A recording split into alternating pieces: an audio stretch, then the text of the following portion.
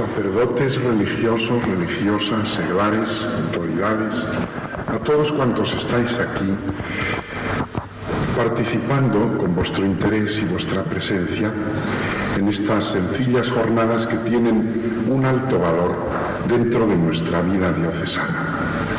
Lamento no haber podido estar ayer aquí para haber escuchado la conferencia del ilustre catedrático de Madrid, muy amigo mío, don Ángel González Álvarez, y del padre Gerardo Escudero, los cuales estoy seguro de que habrán manifestado aquí la hondura de sus pensamientos y habrán aportado una contribución muy provechosa al propósito que guiaba al organizador de estas jornadas, el delegado diocesano de religiosas. Vivimos una vida muy complicada y estamos continuamente de un lado para otro con actos continuos y sin apenas tiempo para reflexionar y para pensar. Y por eso mismo yo ayer no pude estar aquí presente. Por consiguiente, más que una conferencia, yo os voy a manifestar algo de lo que llevo dentro de mi alma en relación con este hecho de la vida de la Iglesia, que es las comunidades contemplativas. Dejaré hablar a mi corazón y a mi alma lo que siento, y creo que de este modo seguiré prestando el servicio que de mí podéis esperar en esta mañana, aun cuando no pueda ofreceros una conferencia propiamente dicha. Y es curioso, ayer estuve en Ocaña, todo el día, por la mañana reunido con los sacerdotes del arciprestado. Unos 19 o 20 sacerdotes que hablábamos de sus trabajos pastorales en las parroquias que regentan, de los planes y propósitos que tienen, de la necesidad de conjuntar nuestros esfuerzos y de seguir realizando con ilusión y con fe nuestros afanes sacerdotales. Por una tarde visité el penal y allá había, privados de libertad, unos 600 muchachos jóvenes, porque ahora los clasifican según la edad, y en este penal de Ocaña están solamente muchachos de 19 a 25 años, todos cumpliendo sus condenas. Yo les hablé un poco, les dije que no podía ofrecerles nada, porque era muy pobre en relación con sus carencias, y que lo único que trataba de demostrarles con mi presencia allí era el testimonio de una amistad, de un interés, de un cariño a ellos, a quienes no conocía. Un grupo de ellos se adelantó y cantó un salmo, el Salmo del Perdón, en que hablaban de que Dios es el único que perdona. Y realmente impresionaba oír cantar a aquellos jóvenes tan briosos y tan duros. Esas palabras con dolor reflejado en su rostro y con sinceridad en ese momento, de que Dios es el que perdona. Lo cantaban con fuerza. Y no exentos de cierta unción religiosa. Y después visité los 3 conventos de clausura que hay en Ocaña: Carmelitas Descalzas, Dominicas y Clarisas. 3 pequeños núcleos de mujeres consagradas a Dios, privadas de libertad, pero con una diferencia, que se han privado de esa libertad ellas, a sí mismas, para entregarse libremente al único dueño de su vida, a Dios nuestro Señor. Y allí no hubo canciones porque la visita era muy rápida, simplemente una conversación sencilla en su salita de estar, en sus costureros, en una estancia cualquiera de sus conventos. Algunas jóvenes, la mayor parte de edad, pero todas contentas, sin ninguna clase de amargura. Eran otras cárceles distintas de la del penal, cárceles de amor.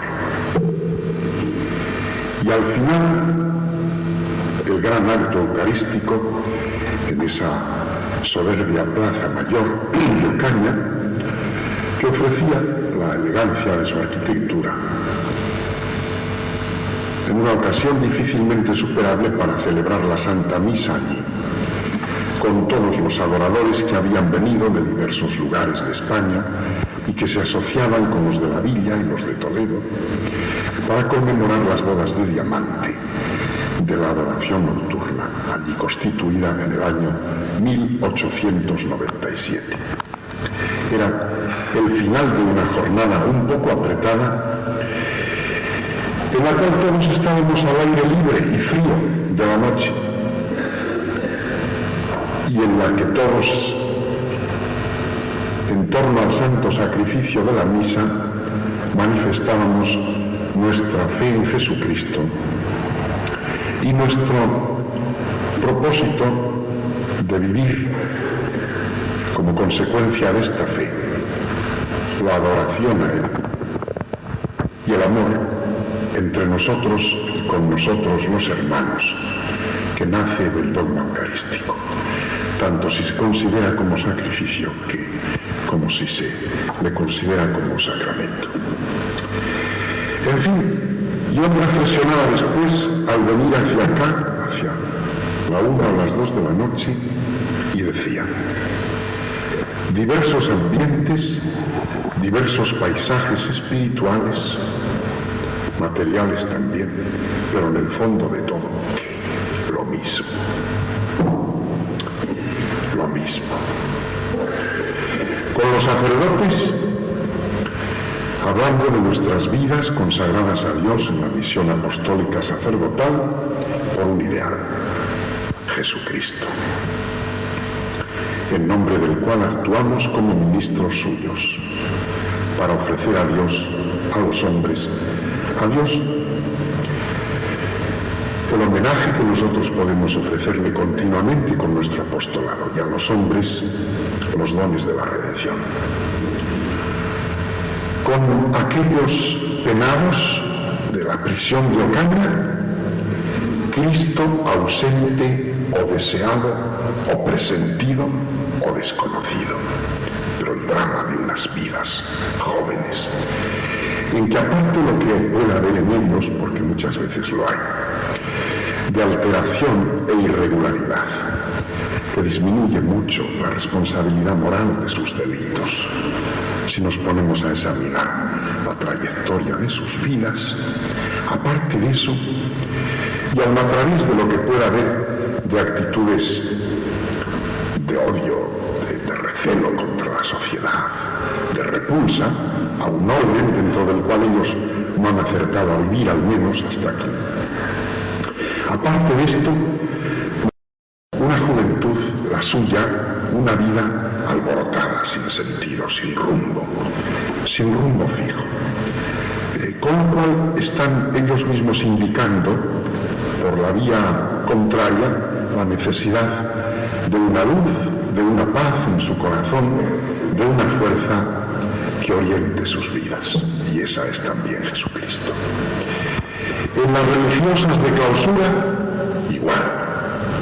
Solo que aquí Cristo es poseído, amado, continuamente renovado en el interior de sus almas mediante los ofrecimientos gozosos de su oración y de su sacrificio con la mayor naturalidad del mundo.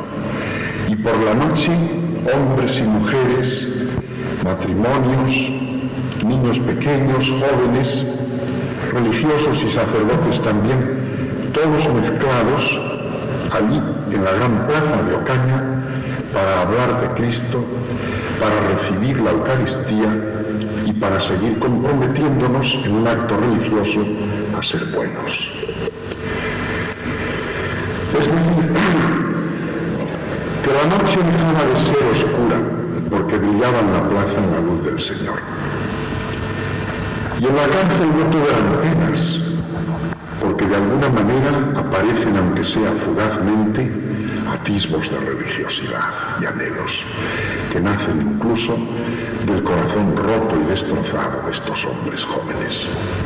Y en las religiosas y los sacerdotes, reflexión tranquila, sencilla, pero siempre llena de amorosas urgencias para poder cumplir cada vez mejor con nuestro ministerio sagrado, nosotros y ellas con las reglas de su vida religiosa. Esta es la vida del hombre.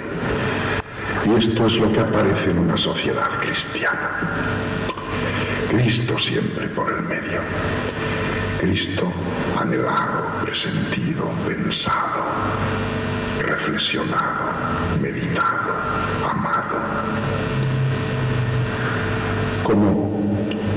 Como supremo motivo de nuestras determinaciones y de nuestras luchas y afanes.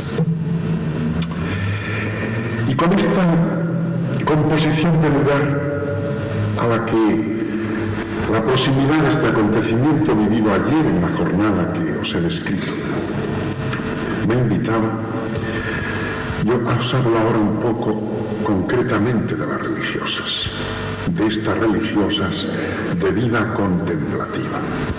Yo las he amado mucho siempre y he hecho cuanto he podido por ellas, pensando en lo que significan para la Iglesia y para el mundo. Una reflexión previa. El Evangelio es muy radical.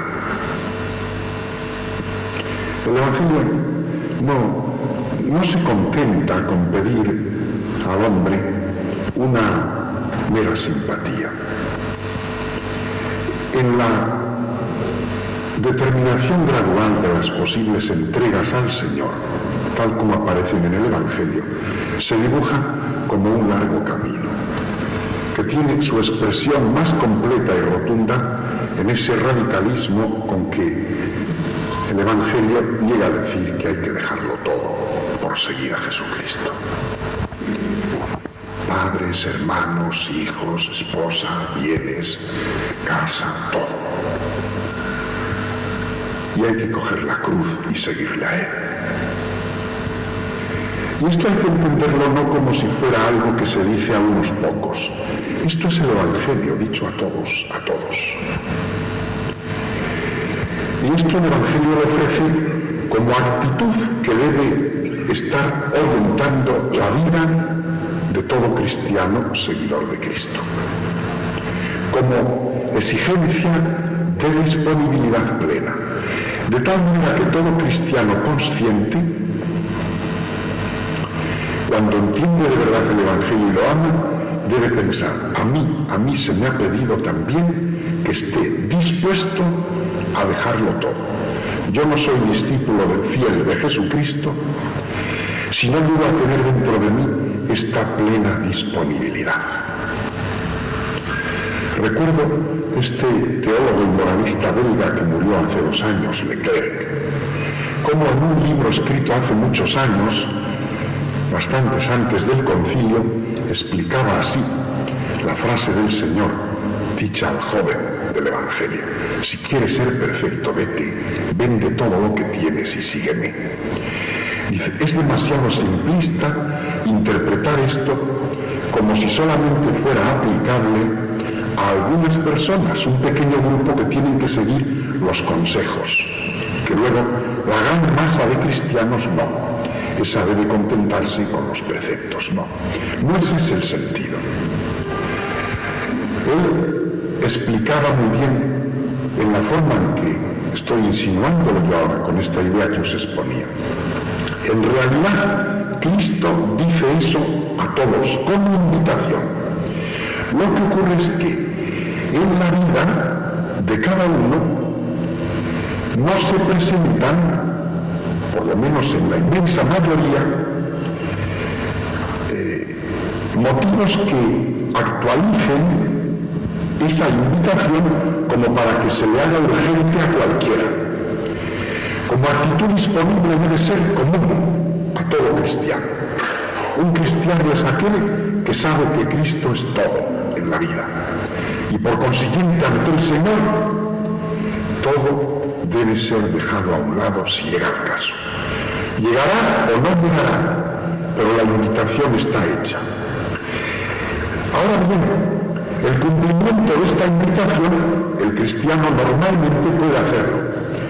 Unos en el matrimonio, otros en un trabajo profesional, prescindiendo del género de vida familiar que lleven, y otros decidiéndose a seguir un camino que abre la Iglesia con unas particularidades concretas.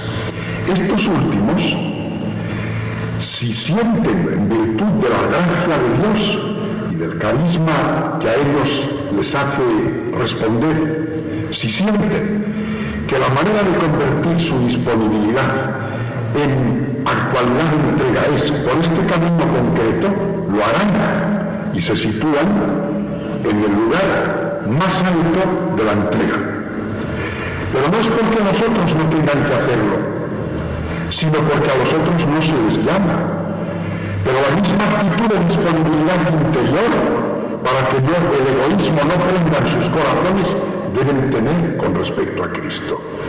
Aunque estén casados, aunque tengan hijos, aun cuando se ocupen de las actividades terrestres, como orientación de la vida, como actitud interior que da sentido al drama del vivir de cada uno. No hay diferencia. El cristiano que está en el mundo y el cristiano que entra en una orden religiosa, uno y otro, si de verdad son fieles a Cristo, saben que tienen que estar plenamente disponibles ante Él, porque Él es el todo. Y el que lo entiende así. Este es el radicalismo del Evangelio. Luego, repito, la manera de actualizar esto es diversa, según las vocaciones, según los carismas que se dan a cada uno y según la ordenación social prudente dentro de este conjunto que es la vida de la Iglesia, en que a través de sus estructuras, de sus predicaciones, de sus ejemplos, Dios ha previsto que a unos les llegue la llamada para que la disponibilidad se convierta en forma actual, en un grado, en otro, en esta forma, en aquella, etc. Esto entra también dentro del plan de la providencia. Pero para unos y para otros, la verdad es que Cristo debe seguir siendo siempre el todo. Y ahora tenemos el camino abierto para la reflexión. ¿Qué paso a hacer sobre las almas contemplativas? Si Cristo es el todo, para un cristiano que de verdad quiera entender el misterio de Jesús y amarle con todo su corazón, se comprende que surja esto de una manera casi espontánea, inevitable en la Iglesia, la actitud de una entrega plena a Él. Y no una entrega plena por motivos de mero sentimiento, sino por una razón más profunda. Es lo que en el documento que promulgó la Santa Sede sobre la vida contemplativa hace 2 o 3 años se explica con palabras breves y preciosas, detalladamente. Viene a decir así: la vida del hombre en la tierra es como un éxodo, como una peregrinación hacia la patria celestial. Estamos hablando naturalmente dentro del terreno de la fe. Por eso está utilizada en toda la literatura patrística y también en la literatura ascética posterior la imagen del éxodo del pueblo judío, que sale de Egipto y va caminando hacia Israel, que es su patria. Por eso a Abraham, padre de los creyentes, se le hace salir de su casa y de su lugar de nacimiento y caminar con rumbo desconocido. Por eso el Señor Cristo, al venir a la encarnación, sale del cielo, sale del Padre y viene como a situarse dentro de nosotros. ¿Para qué? Para dar sentido al éxodo en que nosotros tenemos envueltos siempre. Porque el hombre, todo hombre, pero hablando ya en el terreno de la fe, el cristiano, por el bautismo, ha salido de su casa, sale de su condición natural, meramente humana, y muere en Cristo, muere con Él en la cruz y resucita con Él, de tal manera que San Pablo puede decir en su carta a los Efesios que el cristiano que ha muerto en Cristo ha sido resucitado y puesto en los cielos en Cristo también. Como para expresar de esta manera que la vida del hombre es esto, una marcha continua hacia un destino definitivo que es Dios. Dios en Cristo. Y Jesús es el que nos ha abierto el camino con su encarnación, el que nos ha señalado las metas y el que nos ha marcado los rumbos por donde debemos caminar siguiéndole a Él.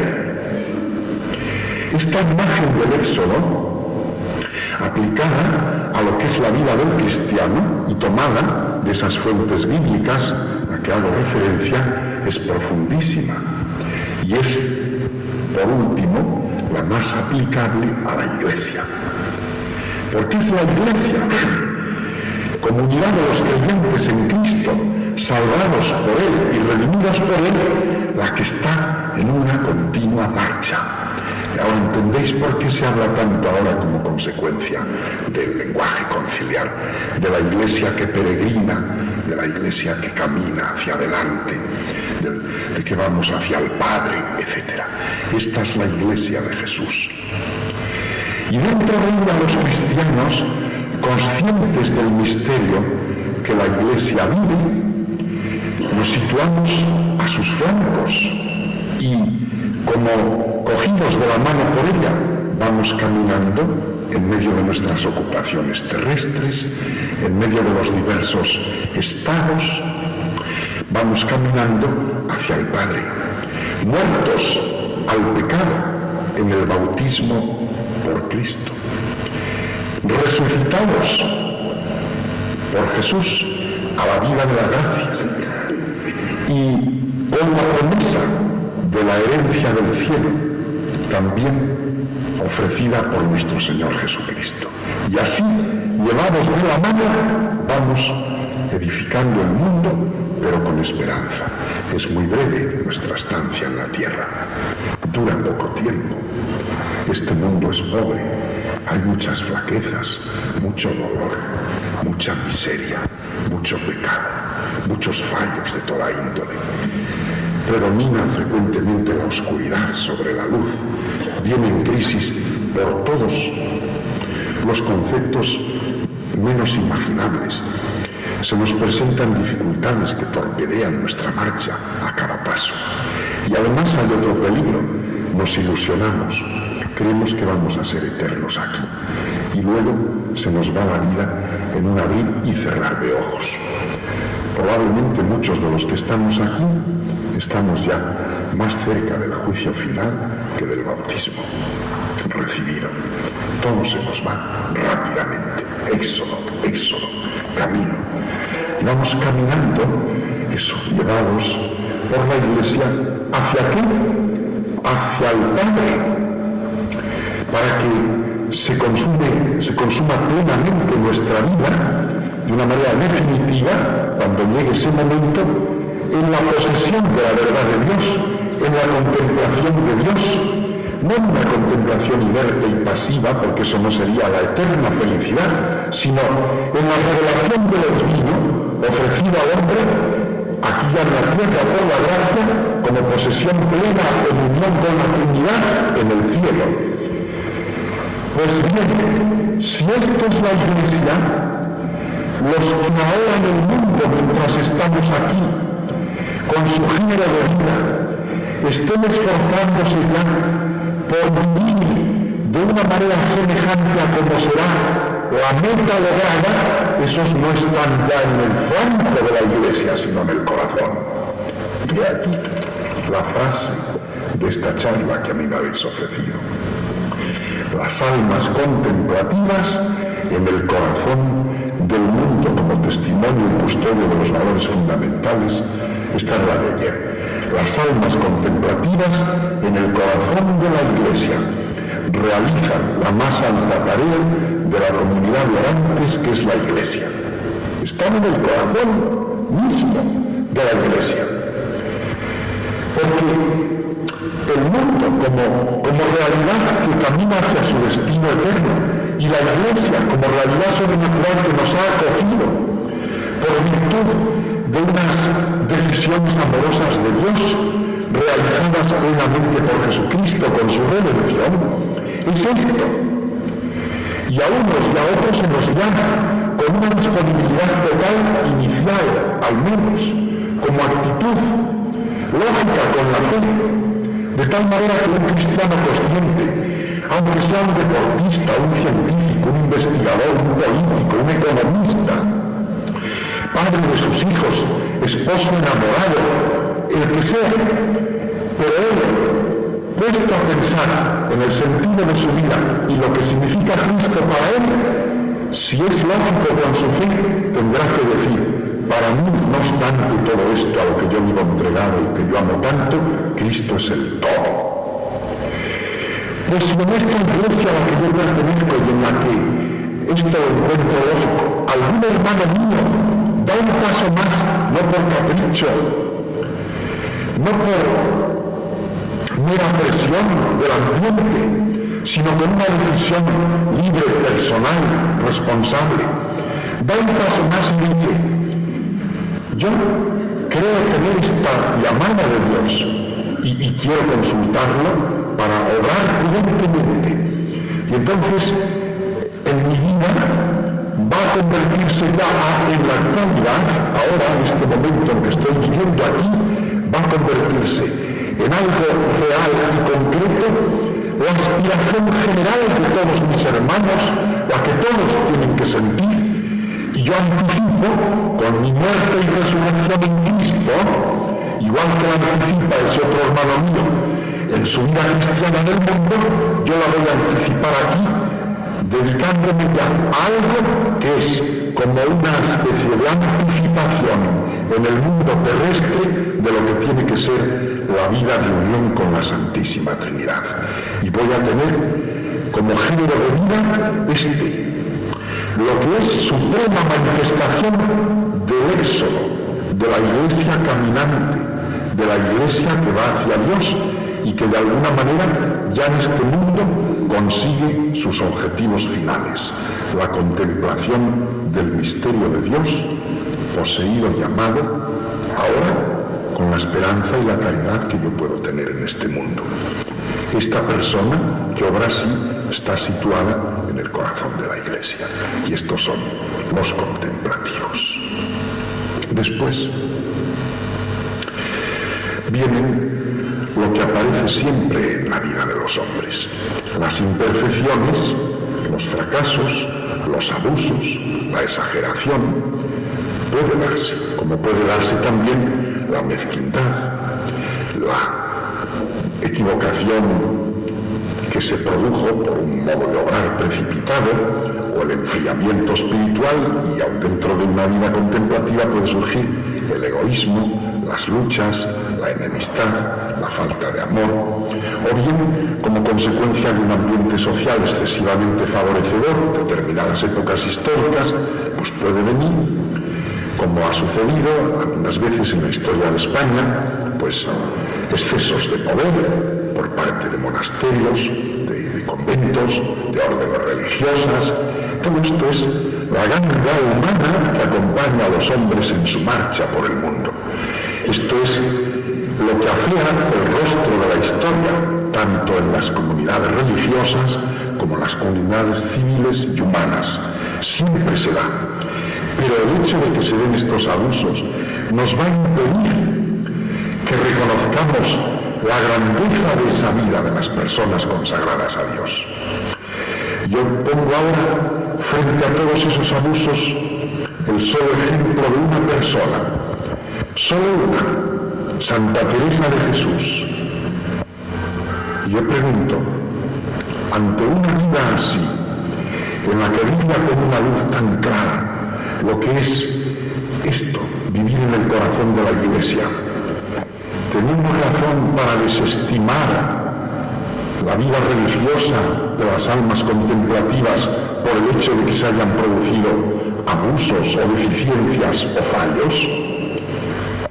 Una Santa Teresa de Jesús tiene capacidad suficiente y la tendrá mientras exista el mundo. Creo que no exagero nada, ni hay hipérbole en esta frase, para ofrecer siempre, donde quiera que sea meditada su vida y leída sus obras, luz, gracia, profundidad, paz, consuelo, alegría, algo que no es de la tierra, es la luz de Dios que a través de ella también ha querido manifestarse.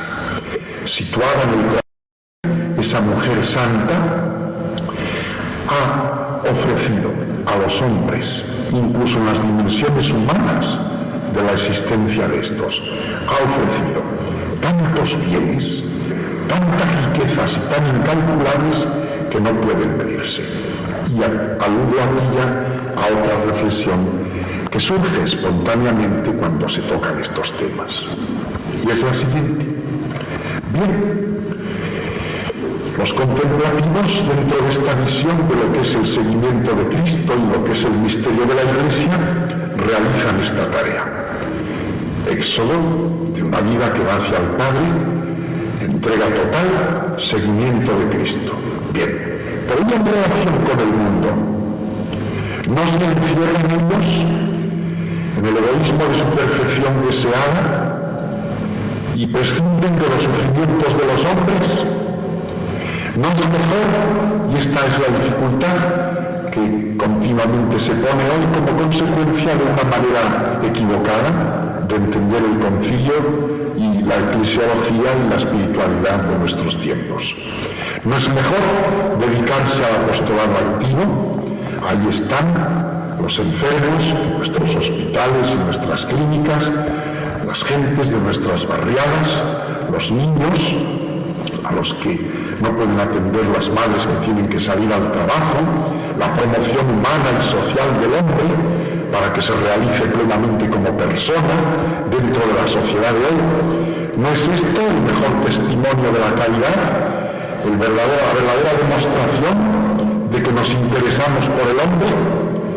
Pues hay que responder de una manera clara y terminante. No es eso ni lo mejor ni lo único que puede hacerse por el hombre cuando se acepta el sistema de vida nacido del Evangelio. Pero si se tiene presente únicamente lo que pueda decirnos la filosofía marxista, entonces puede suceder que esa manera de hablar sea perfectamente lógica. Si se tiene en cuenta, en cambio, lo que el Evangelio nos pide, hay que decir terminantemente que no, que ni es lo principal, ni es mucho menos lo único que puede hacerse en favor del hombre en este mundo, eso, la promoción humana, el trabajo para solucionarle sus problemas temporales, etc.